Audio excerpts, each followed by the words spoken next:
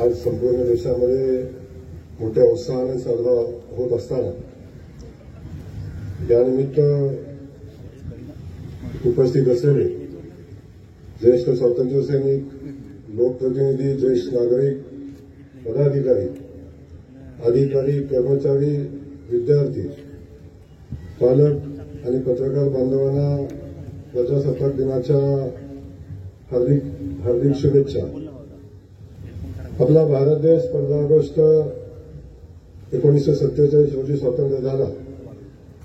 आपण 26 नोव्हेंबर 1949 रोजी राज्यघटना स्वीकारून ती 26 जानेवारी 1950 रोजी अंमलात आणली। याच दिवशी भारतीय राज्यघटना अंमलात आणण्याचा मुख्य उद्देश म्हणजे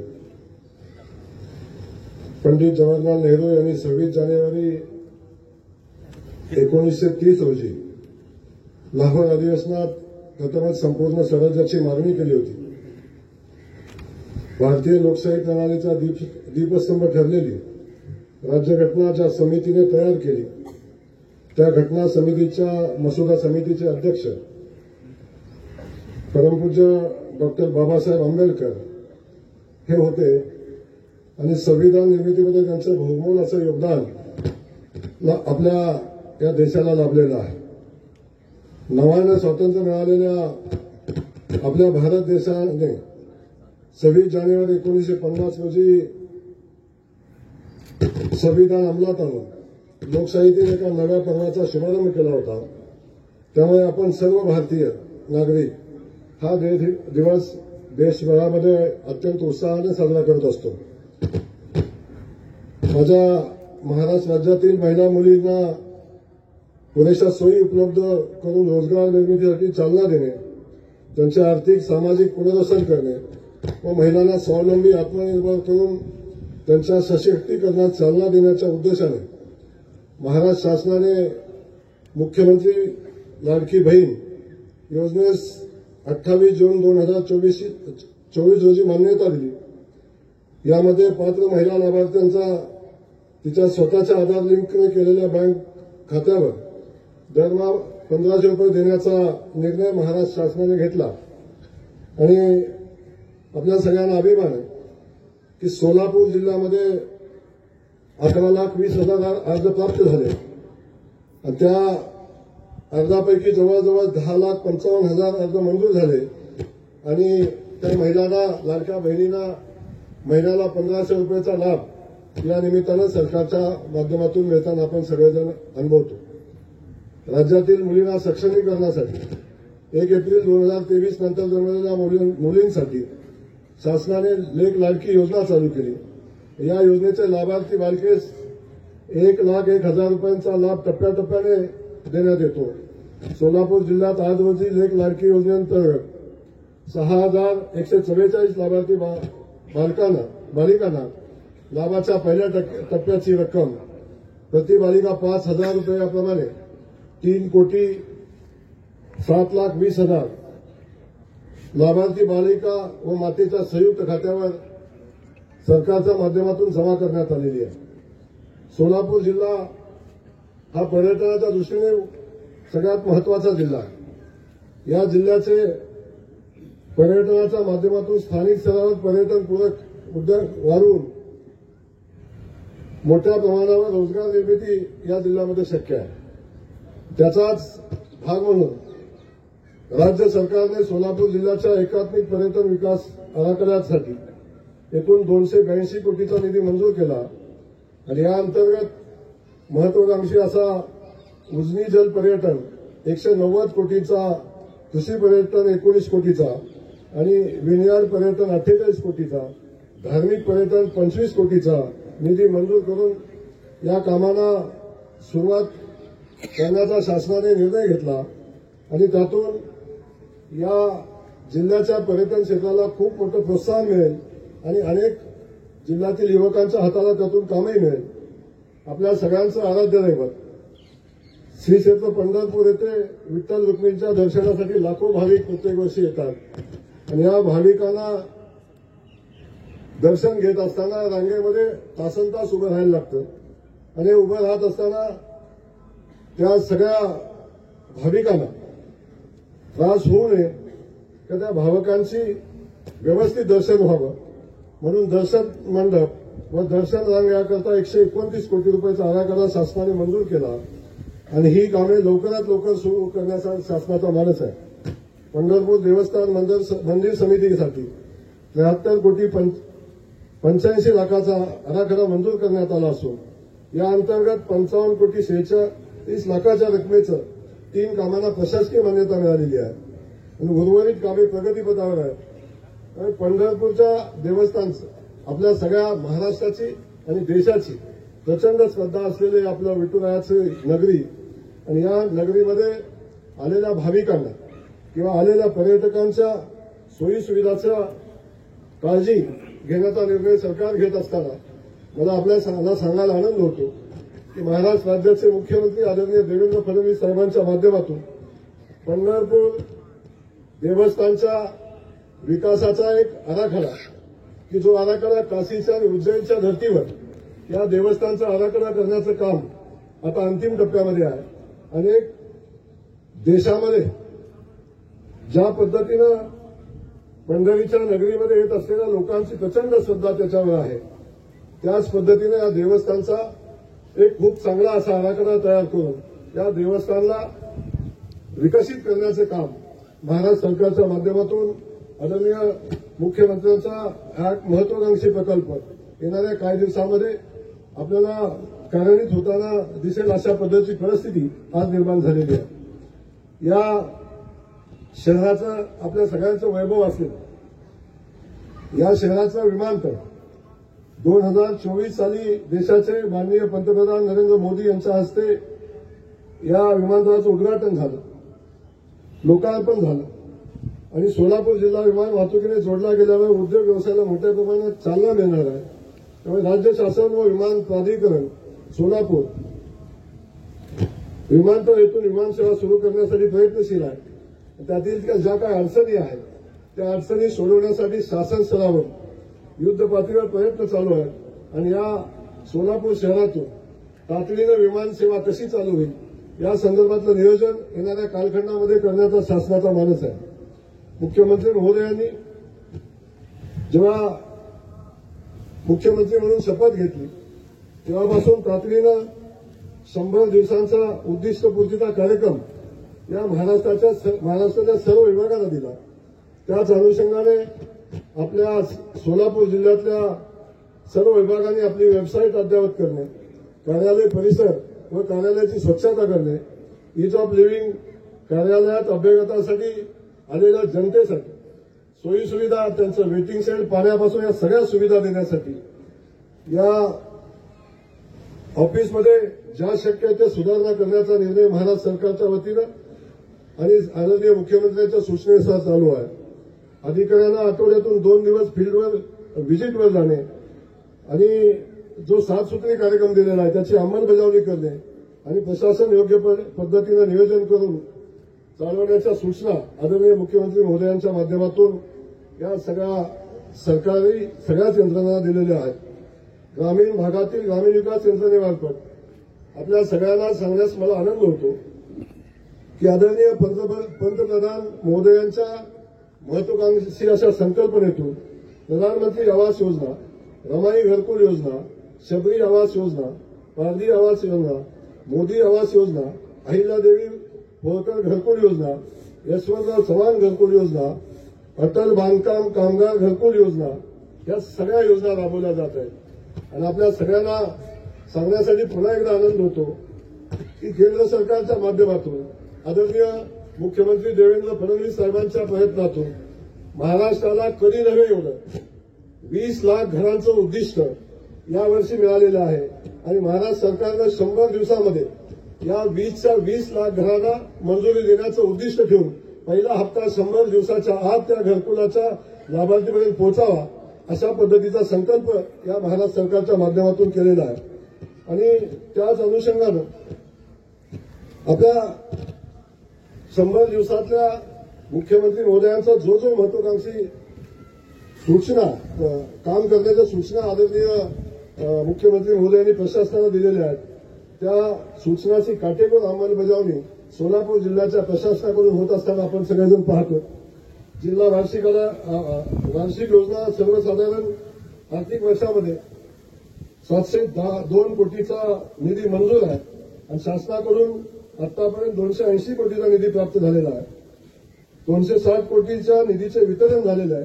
कृषी संलग्न सेवा, पाटबंधारे, पूर नियंत्रण, ऊर्जा विकास, सामाजिक सेवा यासाठी 505 कोटीचा निधी असून उद्योग, खाण, परिवहन, आर्थिक सेवा, सामान्य सेवा यासाठी 104 कोटीचा निधी, नाविन्यपूर्ण योजनासाठी 31 कोटीचा निधी असून आकांक्षित तालुका कार्यक्रमासाठी 10 कोटीचा निधी मंजूर असून पंढरपूरच्या पालखी तळाचा विशेष विकास व्हावा, सुधारणा व्हावी म्हणून 70 कोटी रुपयाचा निधी उपलब्ध करून दिलेला आहे.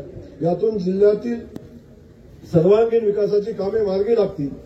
केंद्र व राज्य सरकारच्या महिला व बालकल्याण विभागामार्फत मुलींच्या जीवनाची हमी देण्यासाठी बेटी बचाव बेटी पढाओ ही योजना राबवण्यात येते.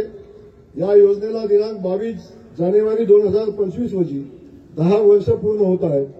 महिला व बालविकास विभागाच्या वतीने जिल्ह्यातील 22 जानेवारी 2025 ते 8 मार्च 2025 या कालावधीत विविध कार्यक्रम आयोजित करण्यात येणार आहेत आणि या माध्यमातून नागरिकांचे मोठ्या प्रमाणावर प्रबोधन करावे आणि नागरिकांनी यामध्ये सहभागी होऊन या प्रबोधनामध्ये सहभागी व्हावं अशा पद्धतीचं आवाहन या निमित्तानं मी करतो. जलयुक्त शिवार योजना ही आदरणीय मुख्यमंत्री महोदयांची सगळ्यात महत्वाकांक्षी योजना आहे आणि त्या योजनेच्या अंतर्गत जिल्ह्यातील 165 गावांची निवड करण्यात आलेली आहे. या सर्व गावांमध्ये विविध यंत्रणांकडून जलसंधारणाची कामे प्रस्तावित करून ही गावे जलयुक्त केली जाणार आहेत. या गावातील 3572 कामासाठी 95 कोटी 14 लाखाचा निधी मंजूर करण्यात आलेला आहे आणि राज्य शासनाकडून 8 कोटी 50 लाखाचा निधी प्राप्त झालेला आहे. तर या अभियानाअंतर्गत मार्च 2025 अखेर 9 कोटी 96 लाखाची रकमेची 111 कामे पूर्ण केली जाणार आहेत. गाळमुक्त धरण व जलयुक्त शिवार ही योजनेअंतर्गत 2023 ते 24 व 2024 ते 25 मध्ये साधारण 125 जलसाठ्यामधून 87 कोटी 35 लाख घनमीटर इतका गाळ काढून 2,500 हेक्टर शेतकऱ्यांच्या शेतावर टाकण्याचं काम या माध्यमातून झालेलं आहे. गाळ काढल्यामुळे साधारण 873.50 कोटी लिटर इतका पाणीसाठा वाढलेला आहे. शेतात टाकलेल्या गाळाने व सिंचनाची सुविधा उपलब्ध झाल्याने शेतकऱ्याच्या उत्पन्नामध्ये या योजनेनं भरघोस उत्पन्न वाढ झालेली आपल्या सगळ्यांच्या निदर्शनात येताना दिसत आहे. अॅग्रिस्टिक हे कृषी क्षेत्रातील कृषीविषयक माहिती व डिजिटल सेवा वापरून शासनाच्या योजनांचा लाभ शेतकऱ्यापर्यंत पोहोचवण्यासाठी स्थापन केलेला डिजिटल फाउंडेशन आहे. या अॅग्रिस्टॅक योजनेमध्ये शेतकऱ्यांचा गट नंबर सहित पिकांच्या माहितीचा संच तयार करण्यात येणार आहे. तसेच पीएम किसान योजनेचा किसान क्रेडिट कार्ड व कृषीविषयक कर्ज पुरवठा, पीक विमा, नैसर्गिक आपत्तीमध्ये मदत वाटप, कृषीविषयक धोरण व सबसिडी आधारित योजनांसाठी ही मदत होणार आहे. तर माझी शेतकरी बांधवांना विनंती आहे, आपण या योजनेमध्ये सहभागी होऊन उत्स्फूर्त असा सहभाग नोंदवावा व ओळख क्रमांक लवकरात लवकर तयार करून घ्यावा.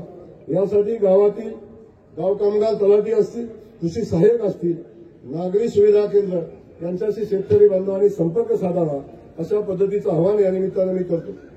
आपल्या सगळ्यांना माहिती आहे, अण्णासाहेब पाटील आर्थिक विकास महामंडळाच्या माध्यमातून मुख्यमंत्री महोदयांनी मराठा समाजातील उद्योजकांना मदत करण्याच्या हेतूने अण्णासाहेब पाटील आर्थिक विकास महामंडळाची स्थापना झाली आणि त्या महामंडळाच्या माध्यमातून जवळजवळ 1.5 लाख मराठा उद्योजकांना उभं करण्याचं आणि त्यांच्या व्यवसायासाठी बिनव्याजी कर्ज देण्याचं काम या महामंडळाच्या माध्यमातून झालेलं आपण सगळेजण अनुभवतो. जवळजवळ जिल्ह्यामध्ये पण 11,900 लाभार्थींनी याचा लाभ घेतलेला आहे. हे महामंडळ मराठा तरुणांना उद्योग व्यवसायासाठी मार्गदर्शन करून स्वतःचा उद्योग उभा करण्यासाठी मदत करत असतं व त्यावेळी व्याज परतावा हे शासन या निमित्तानं या महामंडळाच्या माध्यमातून देत असतं. हे या निमित्तानं मला सांगताना मला आनंद होतो. उजनी प्रकल्पाच्या पाण्याचे सर्व लोकप्रतिनिधी, अधिकारी, शेतकरी, नागरिक यांच्या सहकार्यातून अत्यंत सूक्ष्म असे नियोजन करण्यात येते. जलसंपदा विभागामार्फत 4 जानेवारीपासून आवर्तन सोडले होते, तर पुढील आवर्तन 1 मार्च व 1 एप्रिल रोजी सोडण्यात येणार आहेत. अशी आवर्तने 3 आवर्तने सिंचनासाठी देण्याचं नियोजन करण्यात आलेले आहे. सर्व शेतकरी, नागरिक यांना माझी विनंती आहे की पाण्याचा काटकसरीने वापर करून पाण्याची बचत करावी आणि पाण्याच्या बाबतीत आपण सगळ्यांनी जागरूक राहावं, अशा पद्धतीचं आवाहन या निमित्ताने मी करतो. प्रधानमंत्री सूर्यघर योजना ही भारत सरकारने सुरू केलेली एक महत्वाकांक्षी योजना आहे आणि या योजनेच्या माध्यमातून देशातील 1 कोटी कुटुंबांना दरमहा 300 युनिट वीज मोफत तयार करण्याचं उद्दिष्ट या योजनेअंतर्गत ठेवण्यात आलेले आहे. आणि या योजनेअंतर्गत सोलापूर जिल्ह्यातील 8,228 अर्ज प्राप्त झालेले आहेत आणि त्यातील 8,179 अर्जांना मंजुरी देण्यात आलेली आहे. तर 5,811 कामे जवळपास सुरू झालेली आहेत आणि 2,500 घरावर सौर पॅनल बसवण्यात आलेले आहेत. जिल्ह्यातील जास्तीत जास्त नागरिकांनी प्रधानमंत्री सूर्यघर योजनेत सहभागी होऊन आपल्या घरावर सौर पॅनल बसवावे असे आवाहन या प्रसंगी शासनाच्या वतीने मी करतो. केंद्र सरकारची स्वामित्व योजना ही सगळ्यात महत्वाकांक्षी योजना असल्याचं आपल्या सगळ्यांच्या निदर्शनास येत आहे. या योजनेच्या अंतर्गत 18 जानेवारी 2025 रोजी संपूर्ण देशातील 246 जिल्ह्यामध्ये 58 लाख लाभार्थी यांना माननीय पंतप्रधान नरेंद्र मोदीजींच्या हस्ते आभासी पद्धतीने सनद वाटप कार्यक्रम झाला. यावेळी सोलापूर जिल्ह्यातील 39 गावांमध्ये 4,859 स्वामित्व सनद वाटप झाले असून या माध्यमातून नागरिकांना मालकी हक्क प्रदान होणार आहे. या योजनेच्या माध्यमातून अनेक वर्षापासून स्वतःचं घर, स्वतःची प्रॉपर्टी असताना अनेक लोकांना स्वतःच्या प्रॉपर्टीची मालकी मिळाली नव्हती. किंबहुना वर्षानुवर्ष या प्रॉपर्टीत आता जुन्या झाल्या असताना नवीन घर बांधणी किंवा नवीन बांधकाम करत असताना या अनेक प्रॉपर्टीवर बँकांचं कर्ज घेता येत नव्हतं. अशा सगळ्या प्रॉपर्टीचा मालकी या निमित्तानं जनतेला मिळणार आहे आणि या सगळ्या प्रॉपर्टीवर कर्ज बँकांना कुठलंही अडथळा न आणता बँकाचं कर्ज या प्रॉपर्टीवर मिळणार आहे. त्यामुळे या योजनेचा लाभ या शहरातील आणि गावखेड्यातील सगळ्याच ग्रामस्थ बांधवांना आणि जनतेला या निमित्तानं होणार आहे. आयुष्यमान भारत प्रधानमंत्री जन आरोग्य योजनेचे जिल्ह्यातील एकूण लाभार्थींची संख्या जवळजवळ 40,12,000 इतकी आहे. आज रोजी 10,51,000 लाभार्थ्याचे ई कार्ड तयार करण्यात आलेले आहे. या योजनेअंतर्गत 1,356 उपचाराकरता प्रतिवर्षी प्रति कुटुंब 5 लाख रुपयांपर्यंतचे वैद्यकीय संरक्षण देण्यात येते. तर महात्मा फुले जन आरोग्य योजनेअंतर्गत 1.5 लाखापर्यंतचे वैद्यकीय उपचार मोफत केले जातात. जिल्ह्यातील आयुष्यमान भारत महात्मा फुले जन आरोग्य योजनेसाठी 94 रुग्णालय नोंदणीकृत आहेत. तर या जिल्ह्यातील जास्तीत जास्त रुग्णांनी या योजनेचा लाभ घेण्यासाठी गोल्डन कार्ड काढून घ्यावे असे आवाहन या निमित्तानं मी करतो. भारतरत्न डॉक्टर बाबासाहेब आंबेडकर स्वधारण योजनेचा अंतर्गत अनुसूचित जाती नवबौद्ध घटकातील इयत्ता 11वी 12वी तसेच इयत्ता 12वी नंतरच्या व्यावसायिक तसेच बिगर व्यावसायिक अभ्यासक्रमामध्ये विविध स्तरावरील महाविद्यालयातील प्रवेश मिळालेल्या विद्यार्थ्यांसाठी ही योजना राबवली जाते. जिल्ह्यातील सन 2023-2024 या वार्षिक वर्षात 664 विद्यार्थ्यांना 3,64 लाख थेट त्यांच्या बँक खात्यावर निधी उपलब्ध करून देण्यात आलेला आहे. सदर योजना सन 2024 या शैक्षणिक वर्षापासून या योजना ऑनलाईन पद्धतीने राबवण्यात येत आहेत. सोलापूर बांधकाम मंडळाच्या कार्यक्षेत्रात देखभाल व दुरुस्तीसाठी राज्यामध्ये सोलापूर जिल्ह्यात सर्व शासकीय विभागामार्फत अत्यंत प्रभावीपणे व सकारात्मक दृष्टिकोन ठेवून अंमलबजावणी करण्यात येत आहे. शासन अल्पसंख्याक समुदायातील नागरिकांच्या सर्वांगीण विकासासाठी कटिबद्ध आहे. विकासाच्या दिशेने वाटचाल करणारा आपला सोलापूर जिल्हा उद्योग, सामाजिक, शैक्षणिक, आर्थिक, सांस्कृतिक आणि पर्यटन क्षेत्रामध्ये चौफेर प्रगती करत आहे ही आनंदाची बाब असून या जिल्ह्यातील सर्वांगीण विकासासाठी शासनाकडून सर्वतोपरी सहकार्य केले जाईल अशी ग्वाही आणि मी या प्रसंगी मी देतो। देशाची, राज्याची, आपल्या जिल्ह्याची सर्वांगीण प्रगती होण्यासाठी जागरूक नागरिक म्हणून आपण सर्वांनी एकत्र येऊन काम करूया। पुन्हा एकदा आपल्या सर्वांना प्रजासत्ताक दिनाच्या हार्दिक शुभेच्छा। जय हिंद, जय महाराष्ट्र।